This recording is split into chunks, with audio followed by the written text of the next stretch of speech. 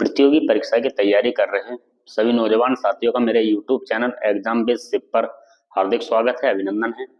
विशेषकर उत्तर प्रदेश पुलिस भर्ती के पाठ्यक्रम में लगा एक चैप्टर है जिसमें है पुरस्कार। तो आज हम बात करते हैं हिंदी साहित्य में जो दिए जाने वाले पुरस्कार हैं, जिसमें ज्ञानपीठ पुरस्कार हैं और साहित्य अकादमी पुरस्कार हैं। तो एक बार चर्चा करते हैं ज्ञानपीठ पुरस्कार विजेताओं पर और उनकी रचनाओं पर, किन किन रचनाओं के आधार पर उनको ज्ञानपीठ पुरस्कार मिला है। तो देखते हैं हिंदी साहित्य में ज्ञानपीठ पुरस्कार विजेता। हिंदी साहित्य में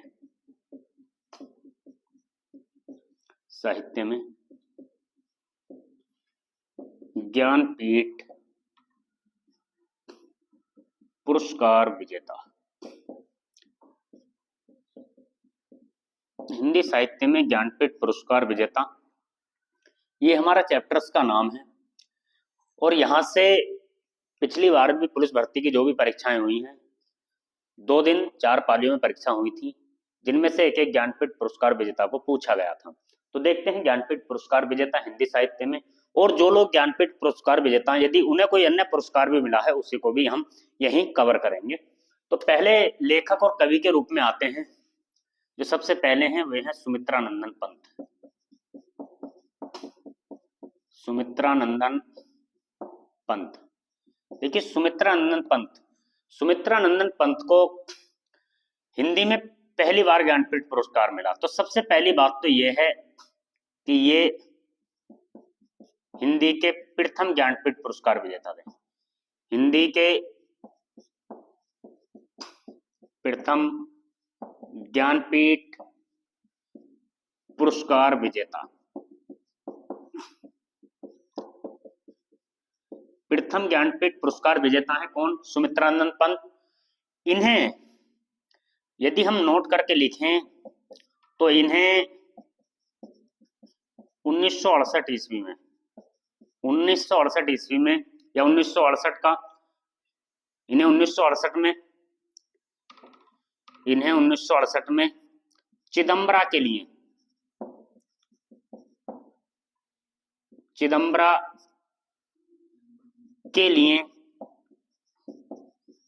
ज्ञानपीठ पुरस्कार मिला। ज्ञानपीठ पुरस्कार मिला। देखिए इन्हें किसके लिए ज्ञानपीठ पुरस्कार दिया गया? चिदम्बरा के लिए ज्ञानपीठ पुरस्कार दिया गया। चिदम्बरा क्या है? चिदम्बरा क्या है? तो चिदम्बरा पे यदि हम बात करें तो यह क्या है? कविताओं का संग्रह है, अर्थात यह क्या है? कविता संग्रह है। क्या है? कविता संग्रह है। यदि इसके प्रकाशन वर्ष की हम बात करें, प्रकाशन वर्ष, तो जो आपका चिदम्बरा रचना है, जो इनका कविताओं का संग्रह है, यदि हम इसके प्रकाशन वर्ष की बात करें तो 1959 में क्या हुआ? इस रचना का प्रकाशन हुआ, जिसके लिए इन्हें क्या मिला? ज्ञानपीठ पुरस्कार मिला। यही इनके और बात कर सकते हैं, यही इनके लिए और बात कर लें। देखिए इन्हें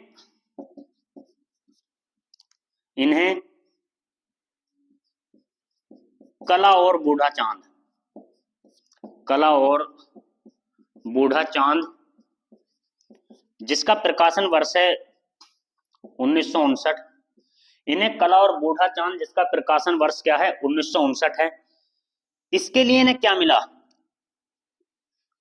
इन्हें कला और बूढ़ा चांद, जिसका प्रकाशन वर्ष क्या है? 1959 है, के लिए 1960 में साहित्य अकादमी पुरस्कार मिला। साहित्य अकादमी पुरस्कार मिला। देखिए इन्हें सुमित्रानंदन पंत हिंदी में प्रथम ज्ञानपीठ पुरस्कार विजेता रहे, और इन्हें चिदम्बरा रचना के लिए 1968 में क्या मिला? ज्ञानपीठ पुरस्कार मिला। और चिदम्बरा क्या है? चिदम्बरा रचना जो है वो क्या है? एक कविता संग्रह है, और जिसका प्रकाशन वर्ष है 1959 में यह रचना प्रकाशित की गई। उसके बाद इन्हें कला और बूढ़ा चांद भी 1959 में प्रकाशित की गई, जिसके लिए इन्हें 1960 में ही क्या मिल गया था? साहित्य अकादमी पुरस्कार मिल गया था। ये कला और बूढ़ा चांद जो है ये क्या है? रश्मिपदी काव्य है। रश्मिपदी काव्य है, यानी इनकी विधाओं को भी पूछे तो ये क्या है? रश्मिपदी काव्य है सुमित्रानंदन पंत को। देखिए सुमित्रानंदन पंत को एक तो ज्ञानपीठ पुरस्कार मिला 1968 में, उसके बाद इन्हें 1960 में क्या मिला, साहित्य अकादमी, सबसे पहले तो साहित्य अकादमी ही पुरस्कार मिला 1960 में, उसके बाद इन्हें सोवियत लैंड पुरस्कार मिलेगा, फिर उसके बाद इन्हें ज्ञानपीठ पुरस्कार मिलेगा। तो ज्ञानपीठ पुरस्कार साहित्य के क्षेत्र में दिया जाने वाला सबसे बड़ा पुरस्कार है। तो हिंदी के क्षेत्र में जो सबसे पहले हिंदी साहित्य के क्षेत्र में जो सबसे पहले ज्ञानपीठ पुरस्कार मिला था वो सुमित्रानंदन पंत को। एक बार और यहां नोट करके लिख सकते हैं हम, इन्हें लोकायतन और लोकायतन जिसका प्रकाशन वर्ष है 1964, जिसका प्रकाशन वर्ष है 1964 के लिए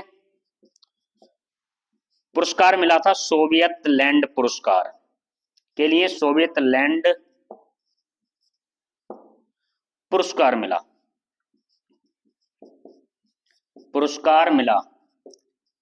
के लिए सोवियत लैंड पुरस्कार मिला।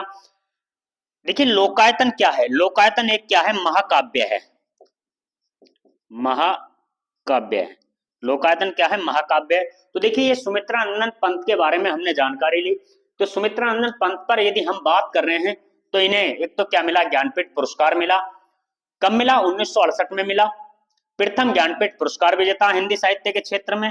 चिदम्बरा रचना के लिए मिला। चिदम्बरा क्या है, चिदम्बरा कविताओं का संग्रह है और इसका प्रकाशन वर्ष 1959। उसके बाद इन्हें क्या, उसके बाद यदि इन्हें और कौन पुरस्कार मिले तो उस पर हम बात कर लेते हैं, लगे हाथों यही। इन्हें कला और बूढ़ा चांद जिसका प्रकाशन वर्ष 1959 है, और यह क्या है, एक रश्मिपदी काव्य है जिसके लिए इन्हें 1960 में क्या मिला, साहित्य अकादमी पुरस्कार मिला। उसके बाद और कौन सा पुरस्कार इनको दिया गया, तो इन्हें लोकायतन एक रचना है इनकी जो 1964 में प्रकाशित हुई, जिसका प्रकाशन वर्ष 1964 है, और यह क्या है, एक महाकाव्य है जिसके लिए इन्हें सोवियत लैंड पुरस्कार मिला। तो यहां तक की बात आपके समझ आई होगी, एक बार इसको आप नोट कर लें या इसका स्क्रीनशॉट ले लें।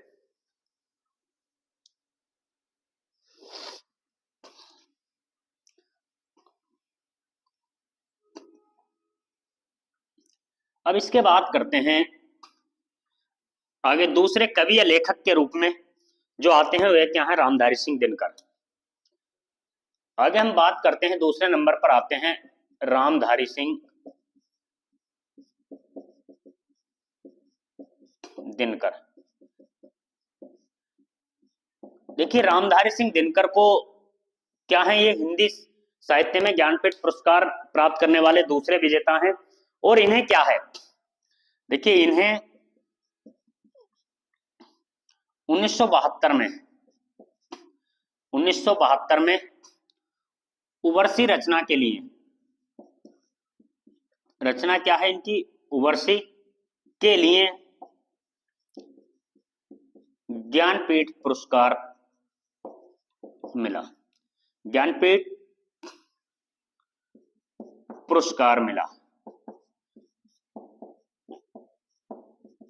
उवर्सी रचना के लिए इन्हें क्या मिला, ज्ञानपीठ पुरस्कार मिला। यदि देखिए उर्वशी क्या है, ये किस प्रकार की रचना है उर्वशी, तो यह क्या है, प्रबंध काव्य है,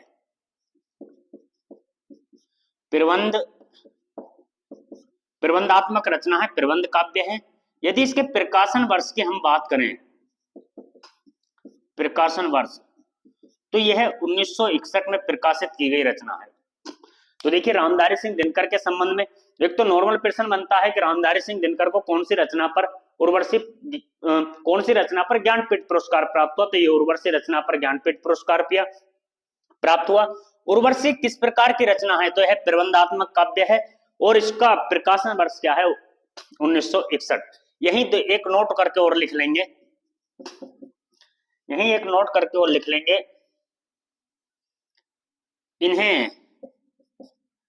इन्हें और रचना है इनकी संस्कृति विषय रचना है, संस्कृति के 4 अध्याय, इन्हें संस्कृति के 4 अध्याय जिसका प्रकाशन वर्ष है 1956, इन्हें संस्कृति के 4 अध्याय जिसका प्रकाशन वर्ष है 1956 के लिए 1960 में, वो सॉरी के लिए 1959 में, के लिए 1959 में साहित्य अकादमी पुरस्कार मिला। साहित्य अकादमी पुरस्कार मिला। साहित्य अकादमी पुरस्कार मिला। तो देखिए रामधारी सिंह दिनकर, जिन्हें उर्वशी रचना के लिए तो 1972 में ज्ञानपीठ पुरस्कार मिला, और संस्कृति के 4 अध्याय, संस्कृति के 4 अध्याय रचना जिसका प्रकाशन वर्ष 1956 है, के लिए 1959 में क्या मिला, इन्हें साहित्य अकादमी पुरस्कार मिला। यह क्या है, संस्कृति विषयक रचना है। क्या है, संस्कृति विषयक रचना है। तो एक बार आप सभी लोग इसको नोट कर लें और आगे चलते हैं हम तीसरे ज्ञानपीठ पुरस्कार विजेता की ओर। तो तीसरे ज्ञानपीठ पुरस्कार विजेता जो हैं वो हैं आपके अज्ञेय। इनका पूरा नाम है सच्चिदानंद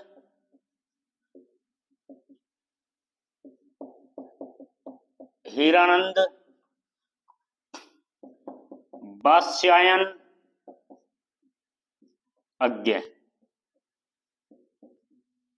ये इनका पूरा नाम है, सच्चिदानंद हीरानंद वात्स्यायन अज्ञेय। इन्हें प्रयोगवाद के जनक कहा जाता है और साथ ही इन्हें तार सप्तक का भी संस्थापक कहा जाता है। तो इन्हें क्या है, ज्ञानपीठ पुरस्कार की यदि हम बात करें तो इनकी रचना है कितनी नावों में कितनी बार। इन्हें रचना है कितनी नावों में, कितनी नावों में कितनी बार, कितनी नावों में कितनी बार। और इस रचना का जो कार्यकाल है, जो रचना काल है, ये 1967 है। इन्हें कितनी रचनाओं में कितनी बार, सॉरी, इन्हें कितनी नावों में कितनी बार रचना के लिए,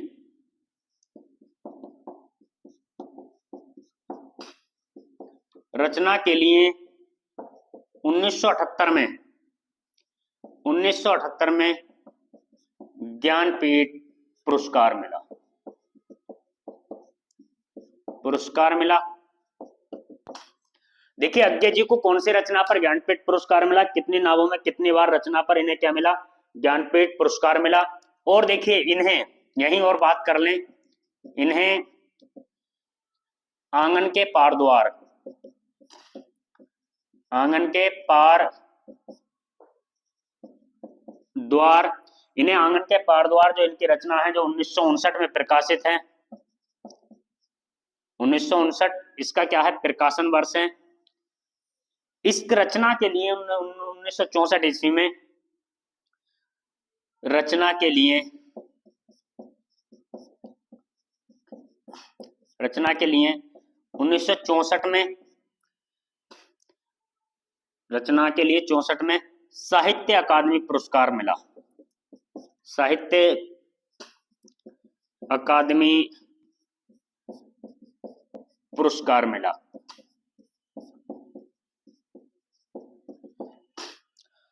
तो देखिए ये अज्ञेय जी पर है, अज्ञेय जी को कितनी नावों में कितनी बार, जिसका प्रकाशन वर्ष है 1967, रचना के लिए 1978 में ज्ञानपीठ पुरस्कार मिला, और आंगन के पार द्वार 1959 इसका प्रकाशन वर्ष है। इस रचना के लिए इन्हें 1964 में क्या मिला, साहित्य अकादमी पुरस्कार मिला। देखिए दोनों ही रचनाएं, दोनों ही रचनाएं क्या है, काव्य संकलन है।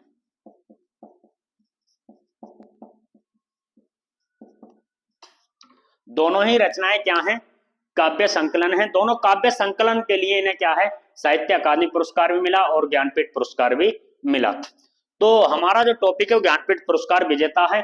तो ज्ञानपीठ पुरस्कार विजेता के अनुसार साथ हम जिन कवियों को मिला है इनकी अन्य विशेषता को भी हम जान रहे हैं, ताकि हमें साहित्य पुरस्कार जानने में आसानी हो सके। अब हम बात करते हैं चौथा महादेवी वर्मा को। महादेवी वर्मा। देखिए महादेवी वर्मा पर हम बात करें तो महादेवी वर्मा क्या है, हिंदी साहित्य में ज्ञानपीठ पुरस्कार प्राप्त करने वाली प्रथम महिला, यानी हम कह सकते हैं हिंदी साहित्य में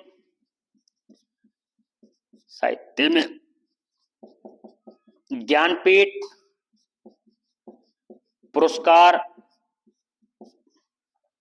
प्राप्त करने वाली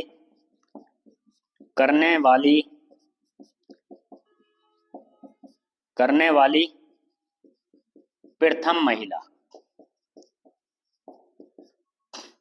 देखिए एक प्रश्न तो ये बनता है कि हिंदी साहित्य में ज्ञानपीठ पुरस्कार प्राप्त करने वाली क्या है, ये प्रथम महिला है। और देखिए इन्हें क्या ज्ञानपीठ पुरस्कार किस रचना पर मिला, तो इन्हें यामा जिसका प्रकाशन वर्ष है 1900, यामा जिसका प्रकाशन वर्ष है क्या आपका 1940, यामा जिसका प्रकाशन वर्ष है क्या 1940, रचना के लिए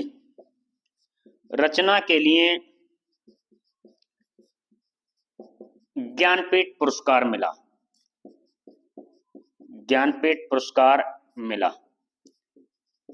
रचना के लिए क्या मिला इन्हें, ज्ञानपीठ पुरस्कार, रचना के लिए ज्ञानपीठ पुरस्कार मिला। और ये कब मिला, ये 1982 ईस्वी में मिला।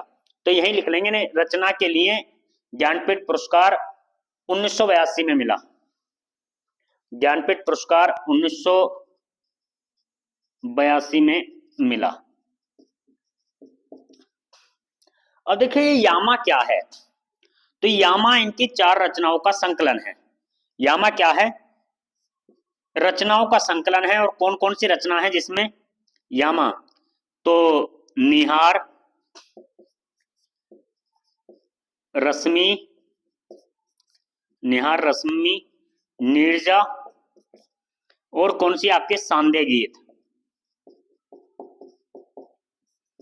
तो यामा क्या है, यामा निहार, रश्मि, नीरजा, सांदे गीत रचनाओं का संकलन है। क्या है, रचनाओं का संकलन है। 4 रचनाओं का संकलन है कौन, यामा। तो यामा जिसका प्रकाशन वर्ष है 1940 में, और 1940 में इस रचना के लिए, संकलन के लिए इन्हें पुरस्कार मिला 1982 में, क्या, ज्ञानपीठ पुरस्कार। तो यहां तक की बात आपके समझ आई होगी, एक बार इसको आप नोट कर लें। अज्ञा जी कितनी नावों में कितनी बार के लिए 1978 में ज्ञानपीठ पुरस्कार मिला, आंगन के पारद्वार के लिए 1964 में साहित्य अकादमी पुरस्कार मिला। महादेवी वर्मा हिंदी साहित्य में ज्ञानपीठ पुरस्कार करने वाली प्रथम महिला थी। इन्हें यामा जो एक क्या है, रचनाओं का संकलन है, 4 रचनाओं का संकलन है, 1940 इसका प्रकाशन वर्ष है, जिसके लिए इन्हें 1982 में क्या है, ज्ञानपीठ पुरस्कार मिला। एक बार यहां तक की बात को आप नोट कर लें।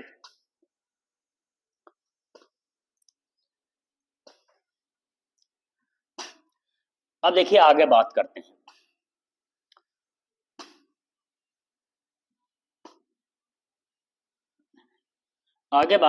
हम आगे लेखक कवि जो भी हैं हमारे। देखिए आगे हम बात करते हैं 5वें नंबर पर नरेश मेहता को।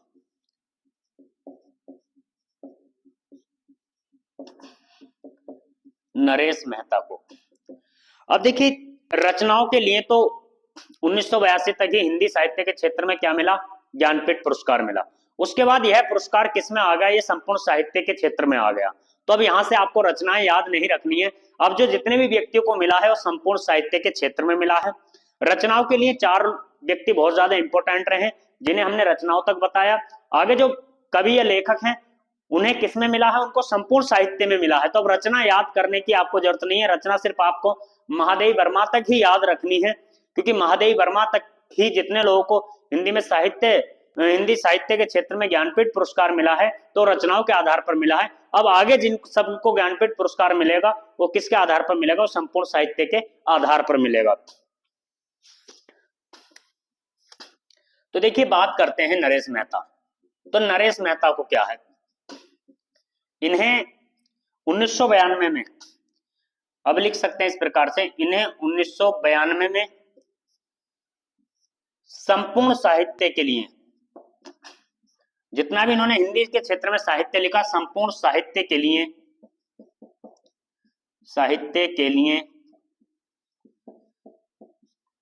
लिए ज्ञानपीठ पुरस्कार मिला। अब यहां से आपको संपूर्ण साहित्य ही शब्द मिलेगा। संपूर्ण साहित्य के लिए क्या मिला? ज्ञानपीठ पुरस्कार मिला।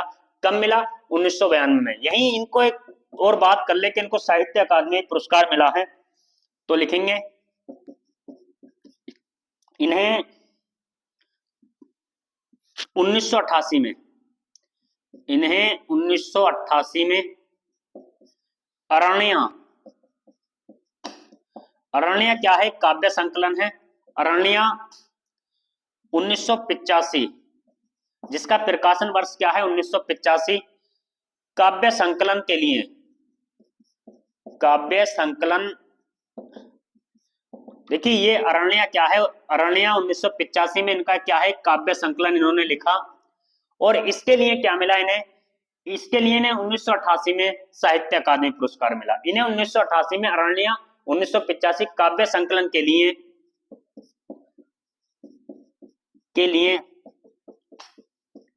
साहित्य अकादमी पुरस्कार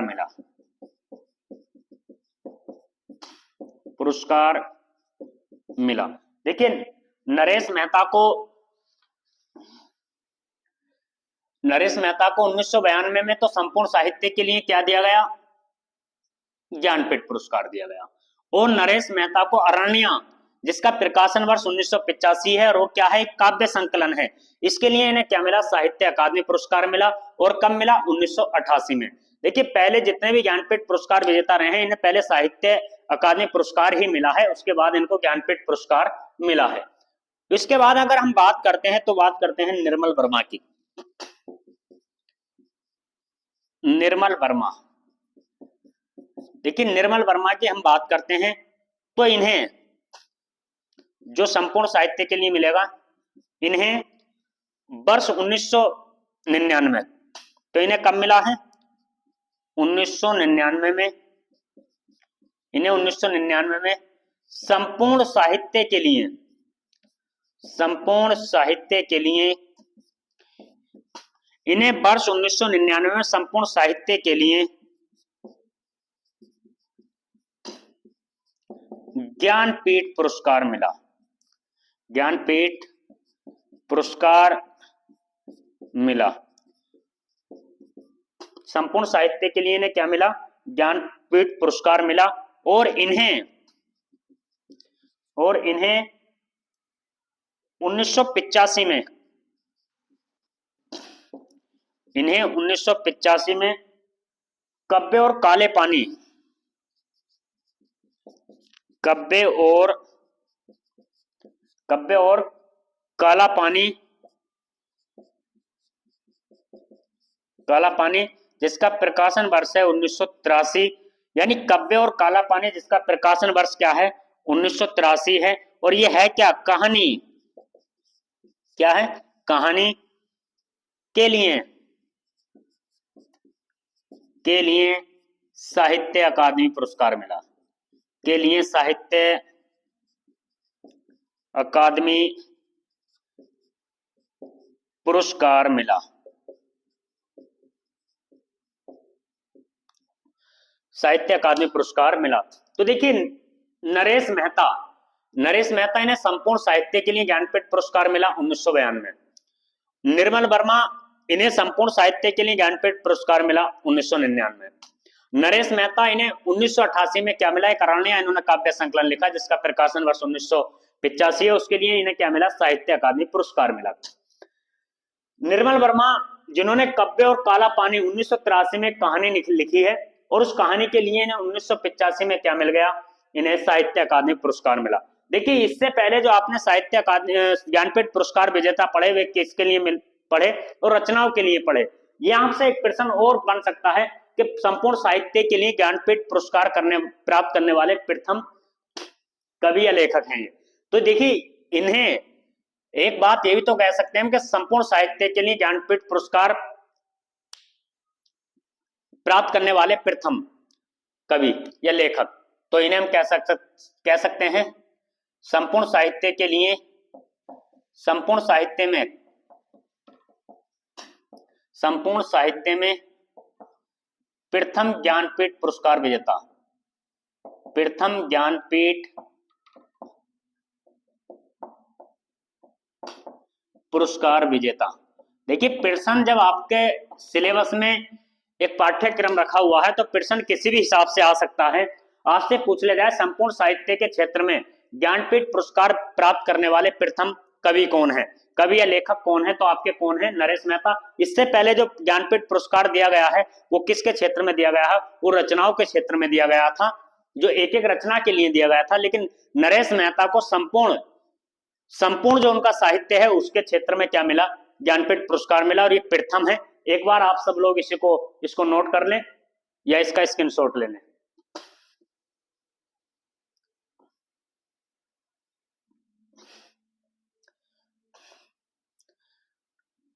आगे बात करते हैं हम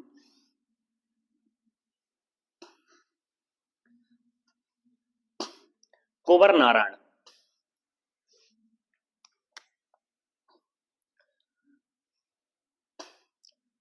कुंवर नारायण पर हम बात करते हैं। कुंवर नारायण, और देखिए इन्हें 2005 में संपूर्ण साहित्य के लिए, संपूर्ण साहित्य के लिए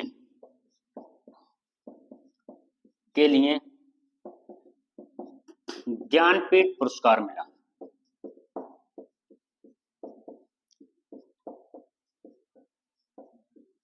देखिए इन्हें संपूर्ण साहित्य के लिए 2005 में क्या मिला, ज्ञानपीठ पुरस्कार मिला, और इन्हें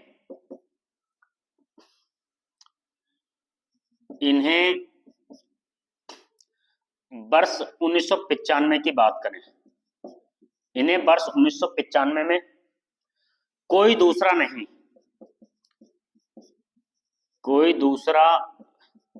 नहीं और जिसका प्रकाशन वर्ष है 1993, कोई दूसरा नहीं और जिसका क्या है, प्रकाशन वर्ष है 1993, और ये क्या है, काव्य संकलन।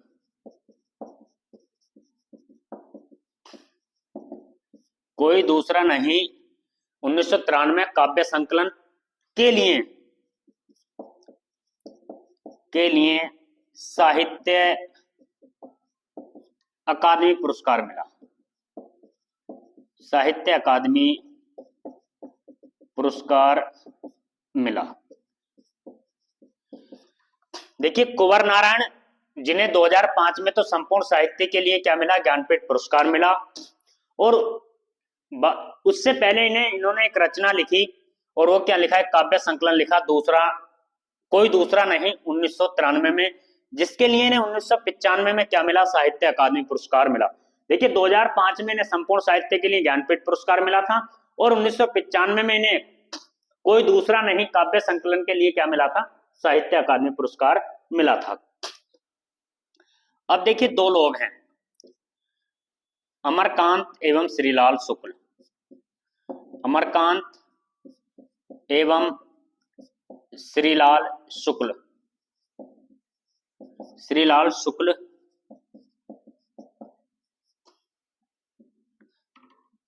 अमरकांत एवं श्रीलाल शुक्ल दो लोग हैं जिन्हें वर्ष 2009 में संपूर्ण साहित्य के लिए, जिन्हें वर्ष 2009 में तो हम लिख सकते हैं इन्हें 2009 में, इन्हें 2009 में संपूर्ण साहित्य के लिए,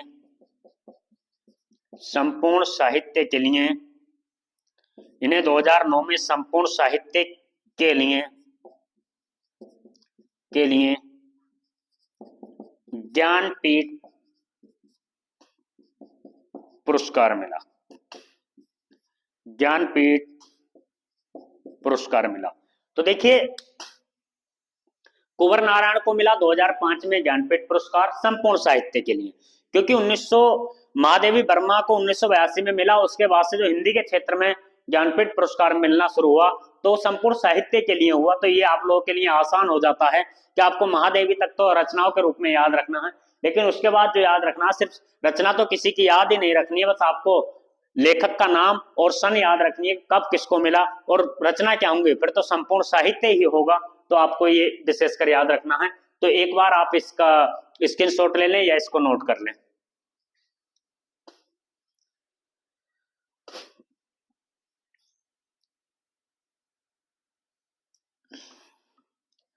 आगे बात करते हैं हम केदारनाथ सिंह। आगे हम बात करते हैं केदारनाथ सिंह।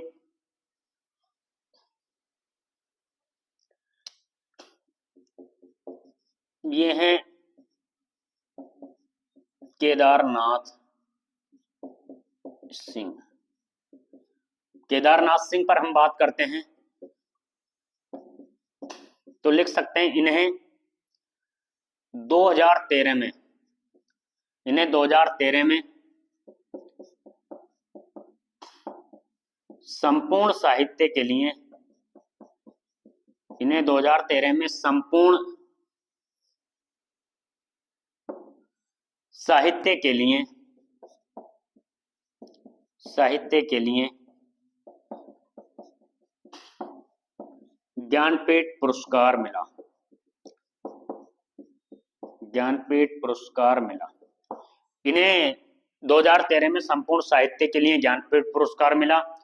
और इन्हें एक चीज के लिए और लिख सकते हैं, इन्हें 1989 में, इन्हें 1989 में, और इन्होंने एक काव्य संकलन लिखा अकाल में सारस, अकाल में सारस, जिसका प्रकाशन वर्ष है 1988, जिसका प्रकाशन वर्ष 1988 है। और यह क्या है, काव्य संकलन है। यह क्या है, काव्य संकलन है। तो देखिए इन्हें अकाल में सारस 1988 काव्य संकलन के लिए साहित्य अकादमी पुरस्कार मिला, साहित्य अकादमी पुरस्कार मिला। देखिए केदारनाथ सिंह हैं जिन्हें वर्ष 2013 में तो ज्ञानपीठ पुरस्कार मिला संपूर्ण साहित्य के लिए, और इन्हें 1989 में अकाल में सारस, जिसका प्रकाशन वर्ष 1988 है, एक काव्य संकलन इन्होंने लिखा जिसके लिए इन्हें साहित्य अकादमी पुरस्कार मिला। एक बार आप इसको नोट कर लीजिए।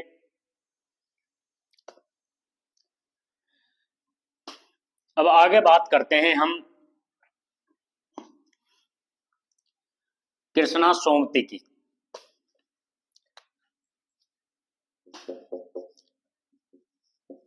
कृष्णा सोमती, तो इन्हें संपूर्ण साहित्य के लिए, इन्हें संपूर्ण साहित्य के लिए, इन्हें संपूर्ण साहित्य के लिए, इन्हें संपूर्ण साहित्य के लिए 2017 में, 2017 में ज्ञानपीठ पुरस्कार मिला,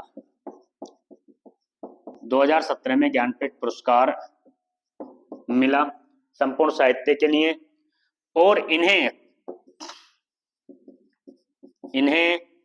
जिंदगी नामा,